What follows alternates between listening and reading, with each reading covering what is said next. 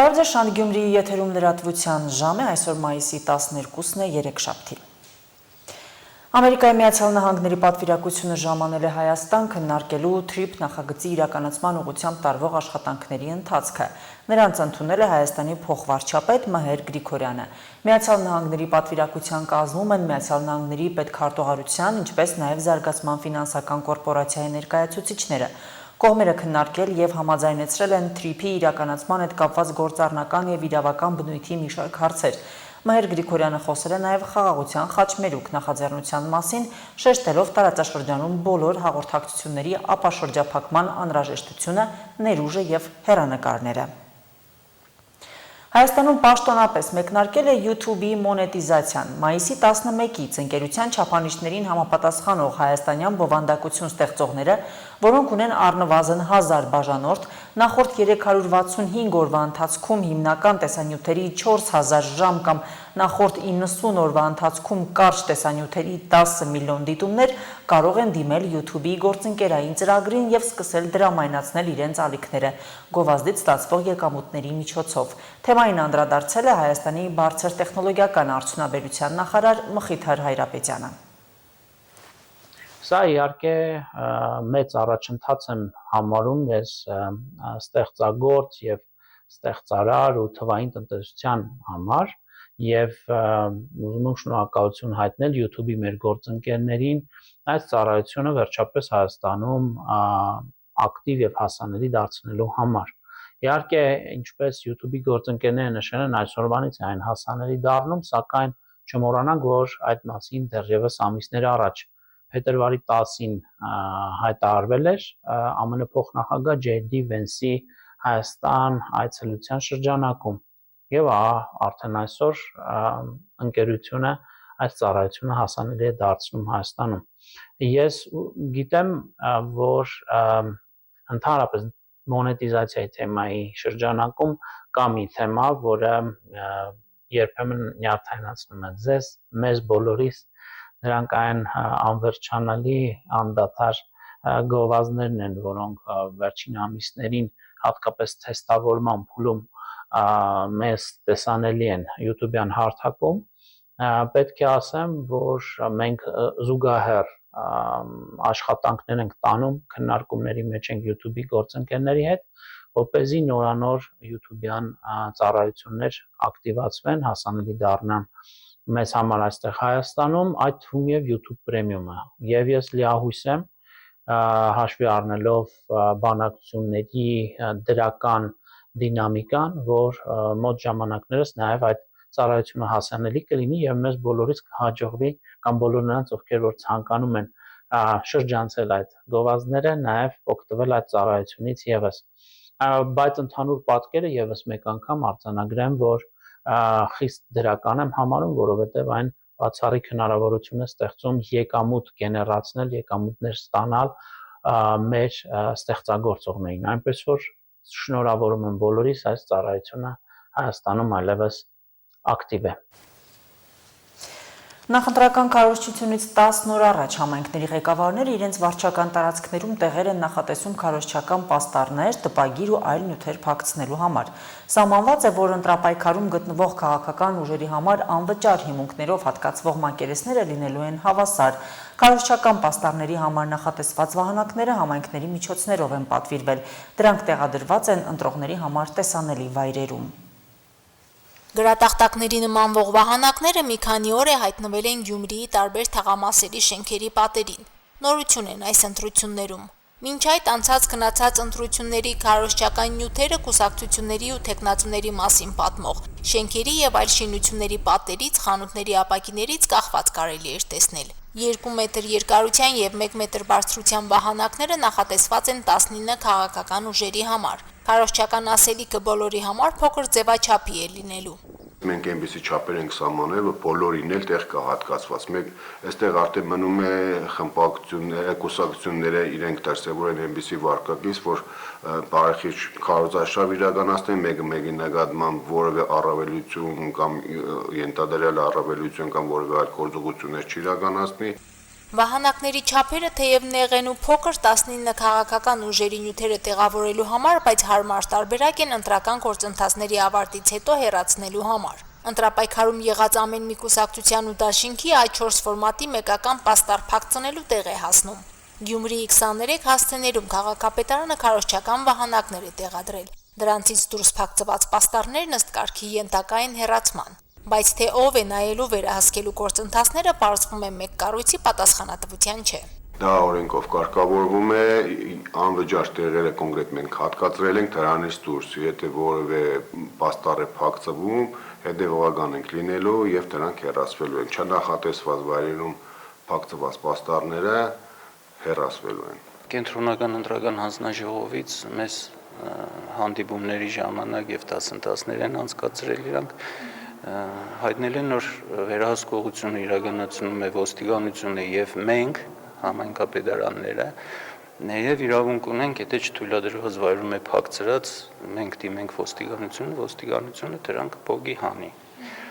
Եթե ոստիկանությունը չի անում, կարող ենք համայնքապետարանը հետո այդ կուսակցությանը գրավոր տեղակ արեք ձեր վահանակները հանեք։ Իսկ վարչական տարածքներում թե քանի վահանակ է տեղադրվում կախված է բնակավայրի բնակչության թվից։ Ախուրյանի համայնքապետարանը նույն հավասարության ու մատչելիության սկզբունքով է բաշխել տարածքները, որոնք անվճար են տրամադրվում բոլոր քաղաքական ուժերին։ Միայն Ախուրյան շրջկենտրոնում 5 տեղ է առանձնացվել, Ազատանում 2-ը։ Ընդհանուր Ախուրյանի տարածաշրջանում վահանակների քանակը 38-ն է։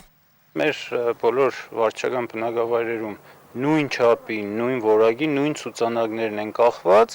եւ այս ցուցանակի չափերը հաշվարկած է, որ բոլոր 19 կուսակցությունները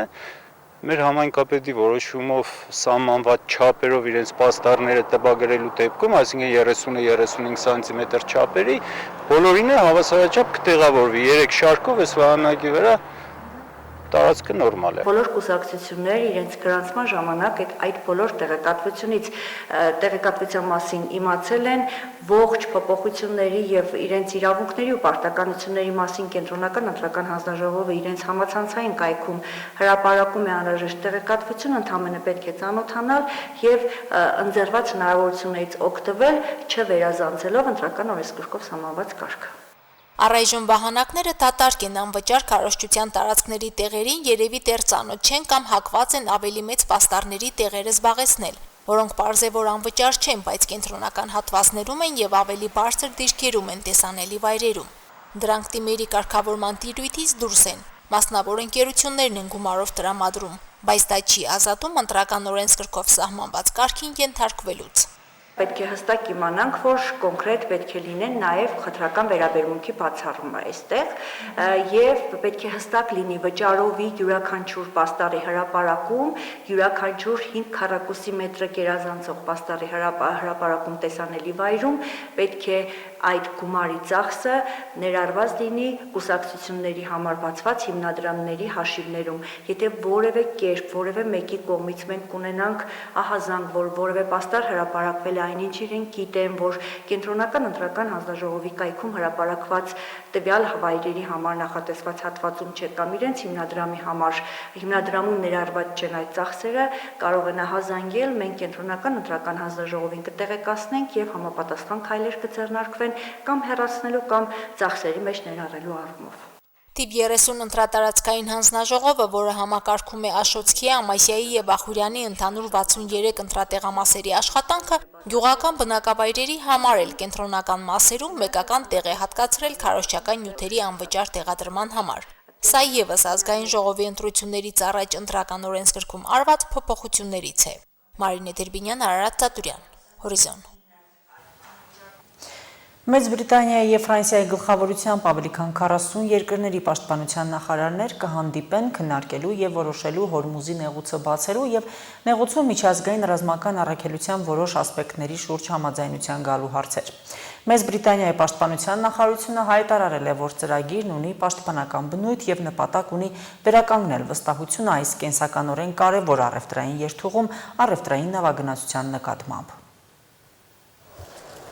Իրանի նախագահը հայտարարել է, որ Թեհրանը հնարավոր է համարում Միացյալ Նահանգների հետ բանակցությունները։ Մասուդ Փեզեշքյանն ընդգծել է, որ իր երկիրն այժմ կանգնած է 3 ճանապարհի առջև՝ բանակցություններ սկսել արժանապատվորեն եւ ազգային շահերով, մնալ ոչ պատերազմի, ոչ խաղաղության վիճակում կամ շարունակել առճակատումը։ Նրա խոսքերով ռացիոնալ ընտրությունը դիվանագիտությունն է ուժի դիրքերից։ Չնայած թշնամու նկատմամբ անվստահությանը, Իրանի Իսլամական Հանրապետությունը բանակցությունները հնարավոր է համարում արժանապատվության, իմաստության եւ նպատակահարմարության դիրքերից։ Իրանի նախագահը հավելել է, որ Թեհրանը պետք է դիվանագիտական ասպարեզում ամրապնդի այն ամենը, ինչին երկրի զինված ուժերը հասել են մարտադաշտում։ Իրանի խորհրդարանի խոսնակը հայտարարել է, որ Թեհրանի 14 կետանոց առաջարկին այլընտրանք չկա Միացյալ Նահանգների հետ հակամարտությունը լուծելու համար։ Այլընտրանք չկա, քան ճանաչել Իրանի ժողովրդի իրավունքները, ինչպես ներկայացված է 14 կետանոց առաջարկում։ Ցանկացած այլ մոտեցում լիովին ապարդյուն կլինի եւ կհանգեցնի միայն մի շարք ձախողումների։ X-ի իր միկրոբլոգում Մոհամմադ Բաղեր Խալիբաֆն ընդգծել է, որ որքան երկար Միացյալ Նահանգները հետաձգի գործընթացը, այնքան ավելի շատ կվճարեն ամերիկացի հարկատուները։ Մեկ այլ գրառման մեջ Պաշտոնյան նշել է, որ Իրանի զինված ուժերը պատրաստ են արձագանքել ցանկացած ագրեսիայի։ Սխալ ռազմավարությունը եւ սխալ որոշումները միշտ կհանգեցնեն սխալ հետևանքների։ Ամբողջ աշխարհն արդեն հասկացել է սա։ Իդեպ հնարավոր տարբերակներից մեկի մասին էլ խոսել է Իրանի խորհրդարանի ազգային անվտանգության եւ արտաքին քաղաքականության հանձնաժողովի խոսնակ Էբրահիմ Ռեզային։ Միացյալ Նահանգների կողմից կրկնակի հարձակման դեպքում Իրանի տարբերակներից մեկը կարող է լինել ուրանի մինչև 90% հարստացումը։ Մենք կուսումնասիրենք այս հարցը խորհրդարանում։ Մայիսի սկզբին Իրանը Պակիստանի միջոցով Միացյալ Նահանգներին է ներկայացրել 14 կետանոց առաջարկ, որը պարունակում է համաձայնության հասնելու ճանապարհային քարտեզ։ Այս փաստաթուղթը ներկայացվել է ի պատասխան ամերիկյան կողմի ավելի վաղ արված 9 կետանոց նախաձեռնության։ Իրանական լրատվամիջոցների փոխանցմամբ Թեհրանի առաջարկը չի ներառում ուրանի հարստացման 15-ամյա դադարեցում կամ Հորմուզի նեղուցի բացում մինչև կողմերի միջև վերջնական կարգավորման համաձայնագրի կնքումը։ Միացյալ Նահանգների նախագահը հայտարարել է, թե Իրանը հրաժարվում է պարտավորվել չմշակել միջուկային զենք։ Նրանք չեն կարող միջուկային զենք ունենալ, բայց նրանք դա չեն ասել իրենց առաջարկում։ Ըստ Դոնալդ Թրամփի Թեհրանը հաճախ փոխում է իր միտքը Վաշինգտոնի հետ երկխոսության ընթացքում։ Ես ստիպված եմ եղել նրանց հետ շփվել 4 կամ 5 անգամ։ Նրանք փոխում են իրենց միտքը։ Ամերիկացի առաջնորդի կարծիքով Իրանի իշխանությունները երբեմն անազնիվ են գործում։ Այնուամենայնիվ Սպիտակ տան առաջնորդը հնարավոր է համարել Իրանի հետ դիվանագիտական պայմանավորվածությունների հասնելը։ Թրամփը նաև նշել է, որ Միացյալ Նահանգներն արդեն իսկ հաղթել է Իրանին ռազմական տեսանկյունից, քանի որ իրանական կողմը ըստ նրա չունի ոչ նավատորմ, ոչ օդուժ, ոչ հակաօդային պաշտպանություն, ոչ էլ ռադարներ։ ԱՄՆ վարչակազմը կդադարեցնի վառելիքի դաշնային հարկերը երկրում վառելիքի գների շարունակական աճի պատճառով։ ԱՄՆ նախագահ Դոնալդ Թրամփը հաստատել է տեղեկությունը նշելով, որ որոշումը ուժի մեջ կմնա, քանի դեռ դա նպատակահարմար է։ Երբ Իրանի հետ կապված այս ամբողջ պատմությունն ավարտվի, դուք կտեսնեք, թե ինչպես են բենզինի եւ նավթի գները կտրուկ անկում ապրում։ Թրամփը նաև կրկնել է, որ Իրանի դեմ ԱՄՆ-Իսրայել ռազմական գործողությունը արդյունավետորեն ապահովում է համաշխարհային էներգետիկ շուկայի վերաբաշխումը եւ դրա վերահաղորդումը դեպի Միացյալ Նահանգներից նավթ գնելը։ Միացյալ Նահանգներում բենզինի գներն արդեն հասել են 2022 թվականից ի վեր ամենաբարձր մակարդակին, մայիսի 12-ին հասնելով 1 գալոնի համար $4.52։ Այնուամենայնիվ ամերիկացի փորձագետները խոստովանում են, որ նույնիսկ եթե իրանական հակամարտությունը համեմատաբար արագ ավարտվի, Միացյալ Նահանգներում վառելիքի գները կնվազեն դանդաղ։ Ռուս-ամերիկյան երկկողմ հարաբերությունները մնում են փակուղում եւ Միացյալ Նահանգները դեռևս չի ձեռնարկել անհրաժեշտ քայլեր այս հարցում առաջընթացի հասնելու համար։ Այս մասին հայտարարել է Ռուսաստանի նախագահի մամուլի քարտուղար Դմիտրի Պեսկովը։ Եկեք չմոռանանք, որ մենք որևէ առաջընթաց չենք գրանցել երկկողմ հարաբերություններում։ Դրանք մնում են փակուղու մեջ եւ դեռ պետք է քայլեր ձեռնարկվեն, այդ թվում ամերիկյան կողմից։ Նրանք դեռևս այդ քայլերը չեն ձեռնարկել։ Կրեմլի խոսնակը սակայն նշել է, որ Ռուսաստանի նախագահի օգնական Յուրի Ուշակովը մշտական կապի մեջ է Միացյալ Նահանգների նախագահի հատուկ բանագնաց Ստիվ Ուիտկոֆի հետ։ Ուկրաինայի նախագահի գրասենյակի նախկին ղեկավար Անդրեյ Երմակը կասկածվում է կոռուպցիայի մեջ։ Ուկրաինայի ազգային հակակոռուպցիոն բյուրոյի եւ կոռուպցիայի դեմ պայքարի մասնագիտացված դատախազության տվյալներով գործը վերաբերում է Կիևի մերձակայքում էլիտար շինարարական նախագծերի վրա գրեթե 460 միլիոն գրիվնայի, մոտ 10.5 միլիոն դոլարի օրինականացմանը։ Երմակը մեկնաբանելով մեղադրանքները հայտարարել է, որ որևէ առանձնատուն չունի։ Անդրեյ Երմակը Ուկրաինայի նախագահ Վլադիմիր Զելենսկու գրասենյակը ղեկավարել է 2020 թվականից։ Զելենսկին Երմակին պաշտոնից ազատել էր 2025 թվականի նոյեմբերին կոռուպցիոն սկանդալի ֆոնին։ Կանադայի բրիտանական Կոլումբիա նահանգի Սուրեյ քաղաքի Ստորգետնի ավտոկայանատեղիում հրաձգություն է տեղի ունեցել, որի հետևանքով 2 տեղահաս զոհվել է։ Ոստիկանությունը սպանությունները կապում է տեղական ավազակախմբերի հետ։ Հաղորդվում է, որ երիտասարդների վրա հարձակումը եղել է նախապես ծրագրված։ Հետաքննությունը եւ կասկածյալների որոնումները շարունակվում են։ Անահիտ Հակոբյան, Հորիզոն։